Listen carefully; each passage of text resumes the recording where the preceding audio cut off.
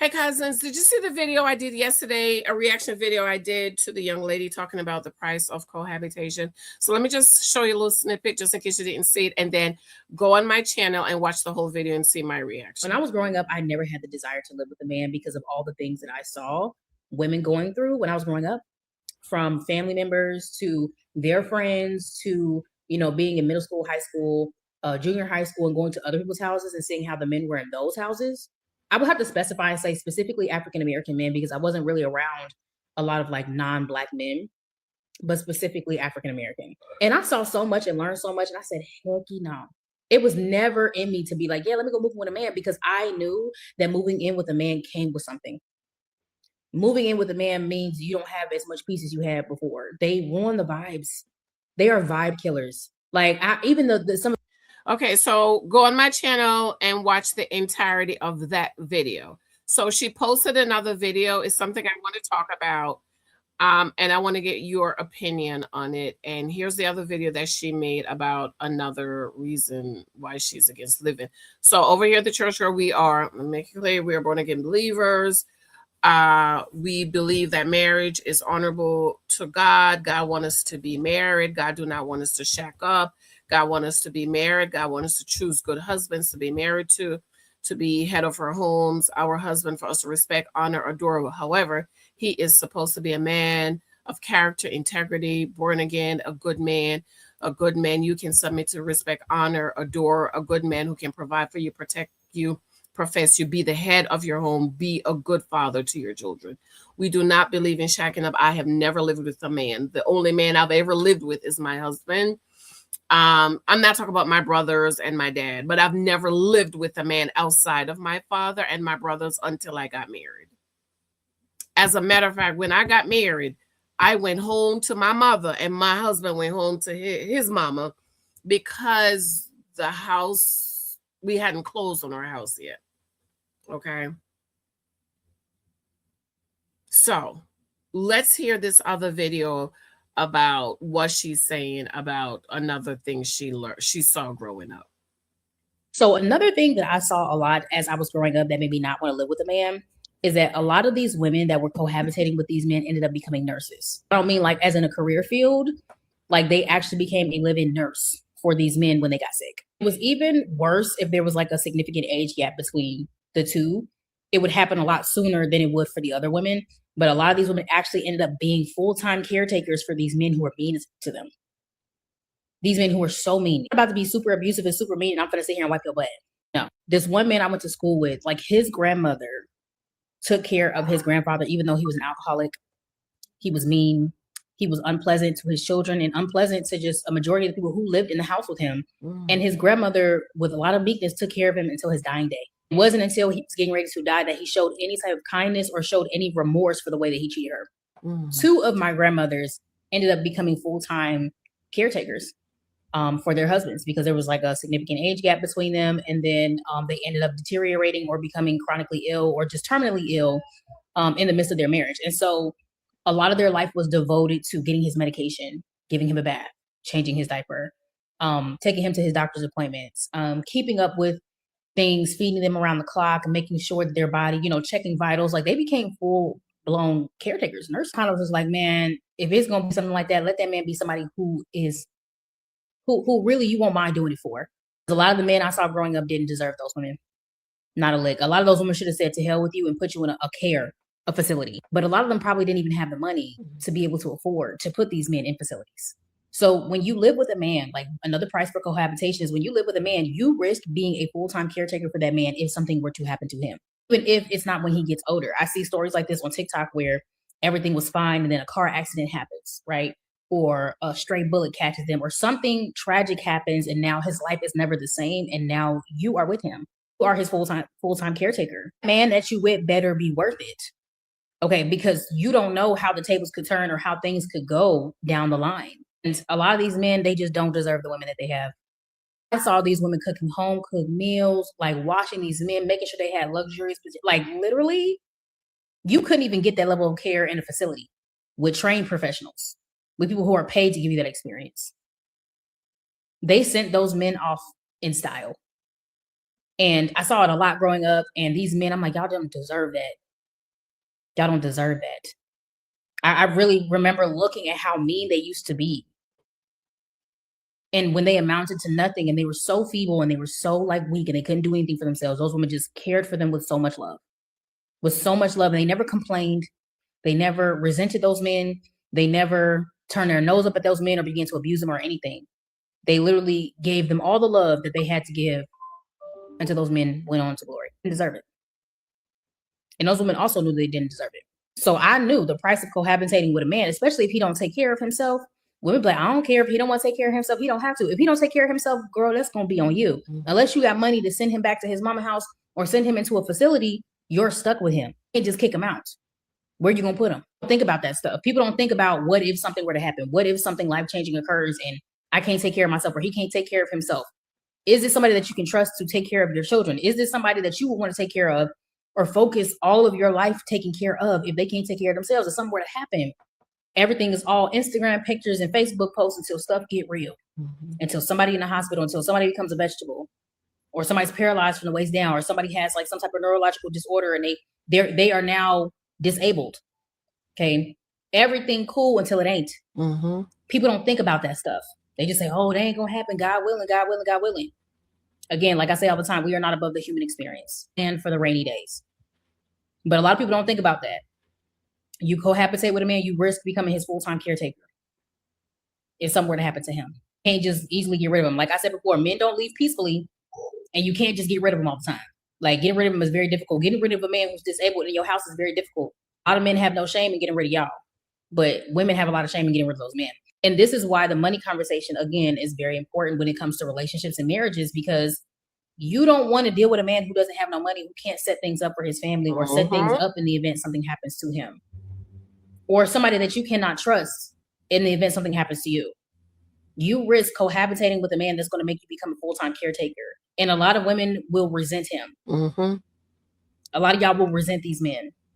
You're going to be like, I don't want to take care of him, especially if he was cheating and carrying on. I don't really know the number of how many stories I've heard of how these women will be full-time caretakers. And then at the funeral, the side pieces want to show up and be falling all over on the altars and all of in the middle of the aisle and stuff. And those women, and sometimes their children that they had with said person will come in there and make a scene, falling out all over the floor, all in the aisle, and just be crying. Okay, in front of the person who devoted so much of their time, their energy, and their life to take care of that person in their last days, final years. Okay, because sometimes they don't be their final days and just look, they final years were devoted to take care of that person, and you only popped out the woodworks at the last minute. Where were you when they were sick? Where were you when they was in the hospital? Where was you at? And then they come around asking about wills and money and homes and stuff like that. Same thing with family members. You'll be devoting your life to that man and taking care of that man all your life, and his family members will come around after he died, even though they didn't care about nothing about him when he was alive. Take his money, trying to take your house, trying to take all your stuff. The price of cohabitation is being a full-time hospice nurse, a full-time nurse, and on top of that, having to worry about the after effects of his death. Sometimes his death will even cost you. You'll still be paying for his presence even after that man is gone. Be careful who you let in your house. So another in my book, 23 Types of Guys You Might Meet, I wrote about Mr. Nurse or Purse. Some of these men are looking for nurses or purses. And she's absolutely right. Now, my only question is, she didn't say if any of these men, she said both are her grandmamas. So you telling me both of your grandmamas were shacking? They wasn't married. Because when you're married, right, in sick, those vows, this is why those vows are so vital. Excuse me, you shouldn't just take those vows. You should really think about it. Is this somebody that I wouldn't mind take care of or have money to take care of him?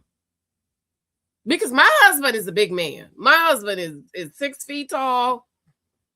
There is no way I can pick him up. And I don't do poop.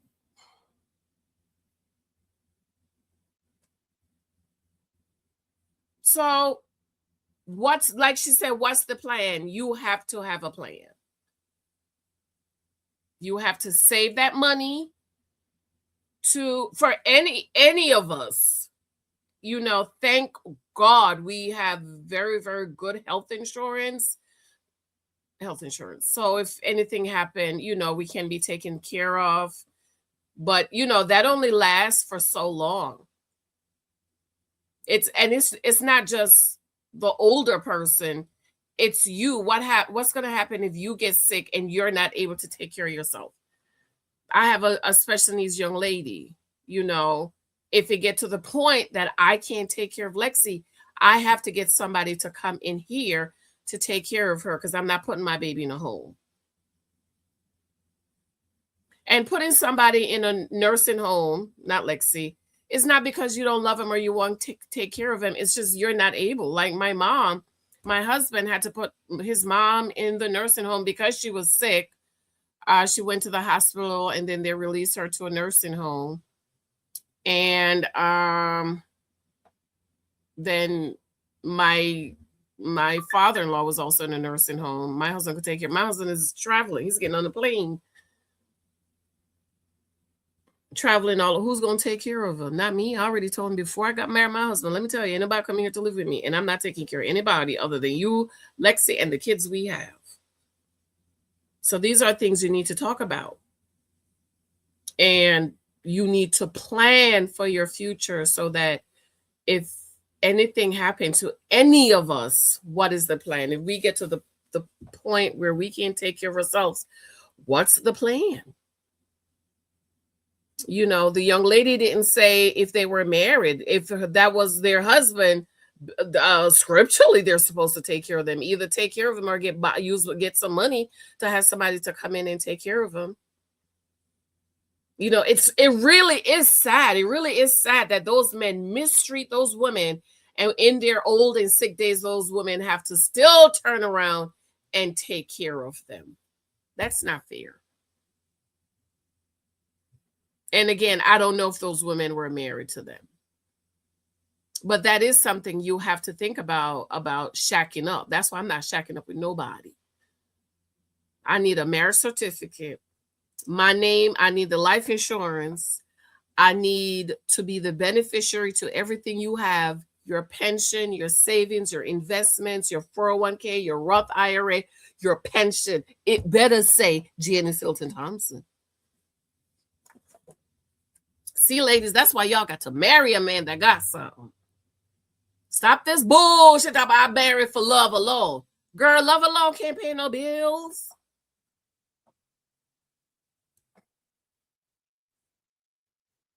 I told you my living expenses is $7,000 a month, and that is cheap.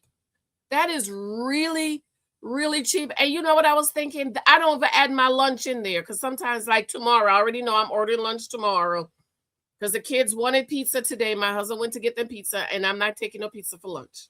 So I already know tomorrow I'm ordering lunch. And I live a very basic life, y'all. Basic. We drive one truck. We only have one vehicle. We shop clearance. My husband don't even go shopping. That's one thing I love about him. He's not the type of man that's always buying stuff. If he doesn't get the email that says we have a sale, he don't shop. My husband might shop twice a year for his suits or his dress shirts or his polo shirts, but you know, I buy his socks, underwear, undershirt, and so, but like his clothes for work and his dress shirts and stuff like that, he only buy it like twice a year, maybe.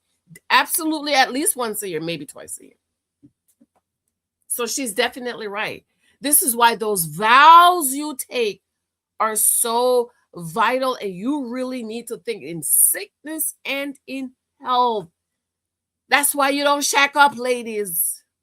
You get married to a man who has substance.